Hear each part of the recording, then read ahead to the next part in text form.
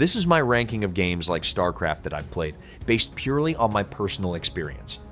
Each one is placed from masterpiece to trash depending on how deep the strategy is, how balanced the factions feel, and how intense the battles are. Let's get straight into the list. Warhammer 40,000 Dawn of War 2 replaces traditional base building with small squad tactics, persistent unit progression, equipment upgrades, destructible environments, and cover-based combat. The campaign follows the Blood Ravens as they battle orcs, Eldar, and Tyranids across multiple planets while completing story and optional missions. After spending some time with it, I noticed each fight rewarded careful positioning instead of simply producing bigger armies. The squad customization made me think about which weapons and abilities matched my playstyle before entering another mission. It made me value my soldiers more since losing a squad could make things much harder. Some side missions started to repeat after a while, but the tactical battles stayed fun because different enemies demanded different plans. The smaller scale also made each decision matter much more than many classic RTS games I have played. It easily lands in my great tier. Homeworld Deserts of Kharak is a real-time strategy game where armored fleets cross massive deserts, gathering resources, controlling terrain, and battling enemy forces. The campaign connects to the larger Homeworld universe while persistent units, tactical positioning, and large-scale battles shape each mission. During my playthrough, I quickly noticed how much terrain affected each fight because high ground and smart positioning often decided the outcome. Choosing between gathering more resources and pushing toward the objective made each mission interesting because my surviving units stayed with me throughout the campaign. The strategic overview also made large battles much easier to manage without losing track of different groups. The story had some memorable moments, although several scenes explained events through long conversations instead of showing them naturally. Whenever the fighting became chaotic, I felt some units should have handled themselves better without needing non-stop instructions. Even with a few rough spots along the way, this adventure comfortably sits in my great tier. Crossfire Legion is a real-time strategy game where 3 unique factions battle using small armies, customizable commanders, and tactical combat. It combines classic base building, technology upgrades, and mission-based campaigns while also offering multiplayer, co-op, AI matches, and community-created maps. As I became familiar with the campaign, each faction gave me a reason to change my strategy without making the controls confusing.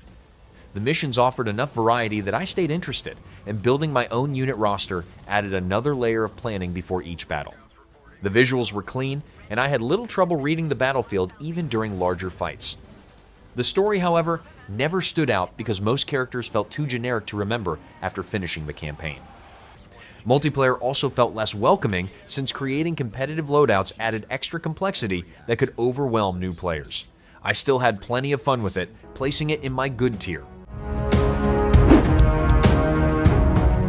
Starship Troopers Terran Command is a real-time strategy game where mobile infantry squads battle endless alien bugs using positioning, defensive lines, specialized units, and mission-based objectives across a dangerous frontier colony.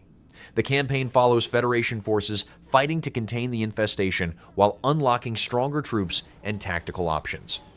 After getting into the campaign, I found the later missions much more rewarding because careful positioning finally became essential instead of simply pushing forward.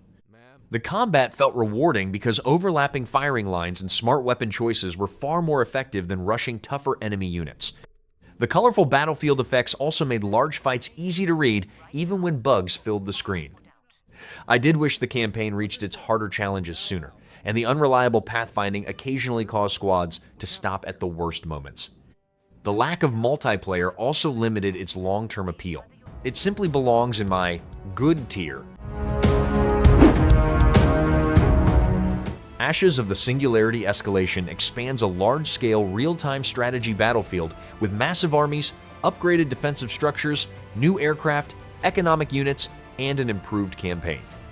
Strategic Zoom allows commanders to oversee huge conflicts, while varied mission objectives and persistent sci-fi warfare encourage planning beyond simple frontline battles.